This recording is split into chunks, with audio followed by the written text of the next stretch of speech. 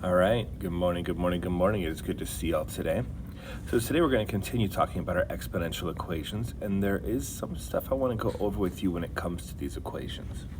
Like I told you yesterday, the exponential equation that we're going to be using is y equals, ooh, that's a little bit big, I apologize. Let me fix that up for you real quick.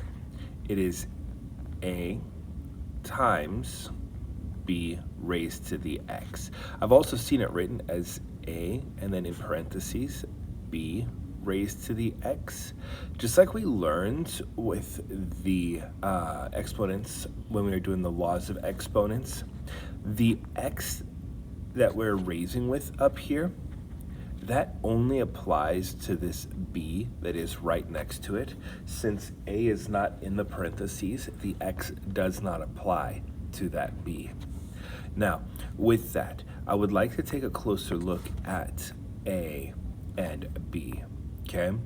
So with A is going to represent where the line crosses the y-axis. It's like the y-intercept. Come on.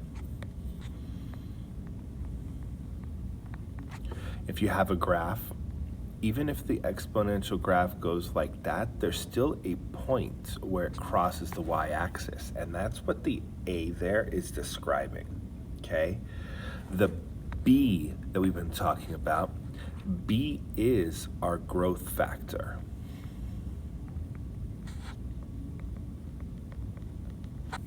You know, if you have a table and we look at X and Y, maybe we start with 0 being at 2 and 1 being at 4 and 2 being at 8. All right, when I look at that table, I'm seeing a couple of things already. First and foremost, I see my y-intercept here. The y-intercept, just like when we're talking about in the y equals mx plus b stuff, when x is 0, that's where it crosses the y-axis. So when I look at this, I do have y equals a. That's going to be this 2 that's right here where x equals 0. From there, we do have to be able to solve for b. And again, b is the growth factor. The growth factor is asking how much bigger each of these are from each other.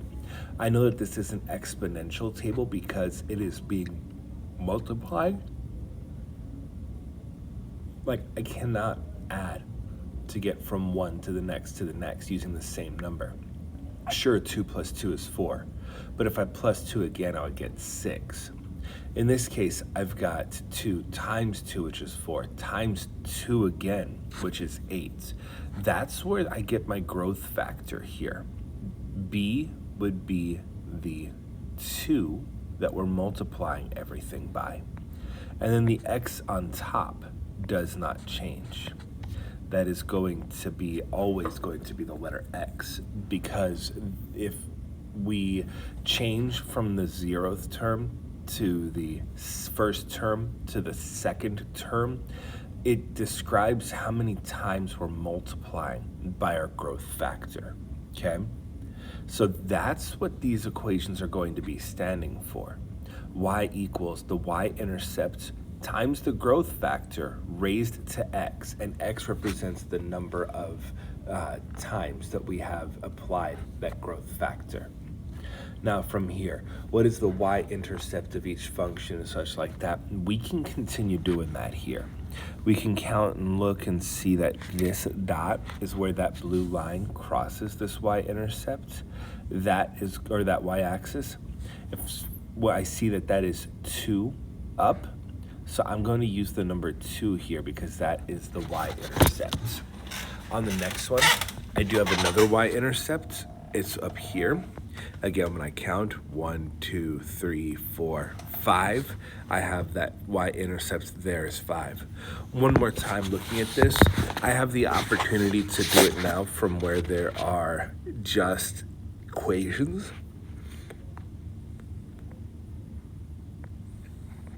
Okay, so based on that, y equals a times b x. A is going to be my y-intercept. So all I'm doing here is looking at the term that comes first and saying, okay, what's that number? So I've got 75 here. I've got 7/2 here. I've got 99 here. That's going to be what my y-intercept is. And yes, you can have exponential functions where the y-intercept is that large, that it would be 99. All right? From here, let's go ahead and talk about our growth factors, okay? When I look at each of these, we're talking about different curves, and we're seeing this curve roll away from the x-axis and go either up towards the sky or be coming down from the sky towards the x-axis. These are going to be kind of like a positive and negative kind of slope kind of thing. But the thing is it actually has nothing to do with any positive or negatives when it comes to the direction that this curves like this. See, if B is greater than 1, then that line curves up, okay? What that means is we're going to be multiplying by numbers that are bigger than 1, like the number 2, like the number 3, like the number 5. If we multiply by 2, 3, and 5, then the numbers that we're looking at are going to continue getting larger and larger and larger.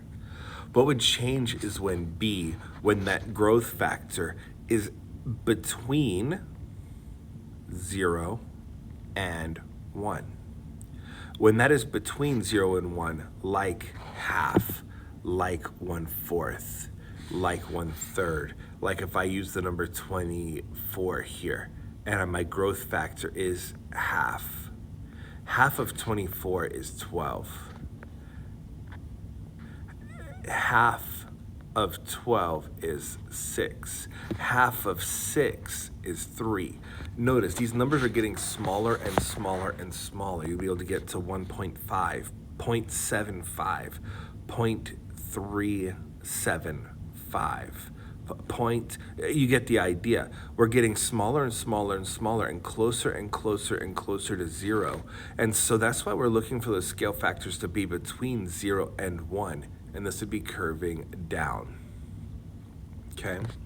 Notice that 0 that we're looking at there, that is going to be like a horizontal asymptote, which we are going to talk about in like 2 slides, okay?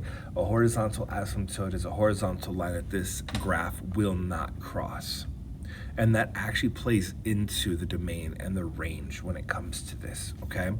So let's go ahead and take a look at these two. When it asks about the exponential function and describing what B is, again, it's a reference to how this graph is going. Are we going to talk about the graph shrinking or growing, getting larger or smaller, going up or coming down? In this case, I see the graph starting high and working its way down, down, down, down, down, down, down. This is going to be an exponential decay function.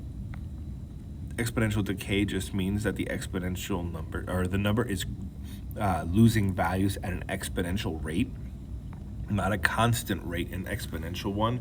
We're multiplying by the same fraction. And again, that fraction is going to be between 0 and 1. In this case, starting low and working our way up, up, up, up, up. That is going to be an exponential growth function where those numbers are going to have to be bigger than 1. This is important because when it comes to being able to identify the equation for a given graph, there's really 2 ways you could do that. The first way that I've seen is for people to use a calculator, type into the calculator the different options and see which one gives the same graph as what is on the star. The other one is for people to recognize that by looking at A and B, we can identify what the equation is most likely to be. A, of course, being the y-intercept here. Like in this, both of these cases actually, where that is at 1, y equals 1 because of that dot, times, And again, we're looking from our rate to our rate to our rate. Looking at this graph, I can see it's exponential. I could look at that first term here and say, oh, we went from 1 up to 4, okay? So if I do 4 divided by 1, it's going to be 4. Y equals 1 times 4 raised to the x. That's going to be my exponential function on this one. We can apply the same logic that I just did to this equation here, right? Which graph represents y equals 6 raised to the x. Again, going back to the base exponential function, y equals a times b raised to the x. Y equals a times b raised to the x, right? We're going to look at this and say, okay, I see y equals 6x. I'm paying really close attention to the 6x and saying, hey, look, that x is actually attached to the 6. It's not attached to any other number. When I look at these equations, that x is attached to that b. It's not attached to any other letter. So when I look at this, I know that 6 is b. And knowing that, that's my growth rate. That means that since it is bigger than 1, that means it's going to go up, which means I can start crossing off some of these examples just now. I can cross off A, I can cross off C. That gives me 2 options about B and D and seeing which one is the right option. I see, oh, I start at 1 on this one and I start lower on that one. Well, it ain't gonna fly too well. Let's take a closer look at that real quick. The y-intercept here is the number that would be in front of that 6. But sir, I hear you saying, there's no number in front of that 6. Yeah, there is. There's an invisible 1 in front of it. Just like if there was a letter that was there, like y equals x. There's a number 1 that's invisible in front of it that is being multiplied by the x. When I look at this equation, y equals a times bx, that is going to be where I'm like, okay, that 1 is a massive hint here about what we're doing, like what we're needing for our y-intercepts. The 1 being put in front of the parentheses doesn't change the value of everything that's inside the parentheses, because anything times 1 is still itself. That means that when I look at this, D is going to be the correct answer. Another way that I might be able to do that is by saying, okay, I might have started at 1, but I can see I end up here at 6. And if I do 6 divided by 1, that'd be another way for me to say, oh, okay, my growth rate here, that growth factor is going to be 6, okay? I want to go ahead and talk about this one too as another example where it does give you those numbers. Now, when I look at this, knowing that our growth rate being bigger than 1 or smaller than 1 is important. And knowing what our y-intercept is important. So whenever I see a decimal, I want to pay attention to where it is. Again, I want to go back to the base equation. Y equals a times b raised to the x. That is going to be my base function. A is still going to be my y-intercept. B is still going to be my growth rate.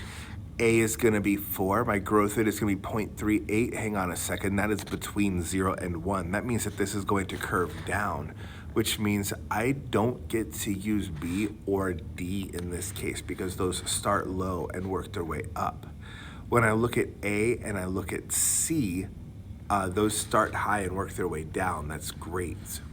Again, A being the y-intercept is going to be where we would want to look next to get the answer here.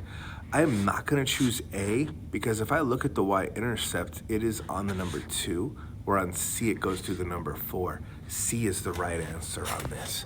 Being able to effectively use these equations in their base form is important when it comes to identifying the equations and the graph here. For the last bit of these notes, I do want to talk about the horizontal asymptote, okay? So the horizontal asymptote is a y value. on a graph which a function approaches. You know what, that ain't gonna work too well. Let me put the text box up here and see if I can get it typed in, okay? It's what it approaches. But it doesn't actually reach it. So when I look at this, I see this line that is, or this curve that's on this graph, and as I trace it, it starts working its way down to the number 0. It's important to know that we do call it a y value because the line y equals 0 would be the asymptote here. It is going to be a horizontal line.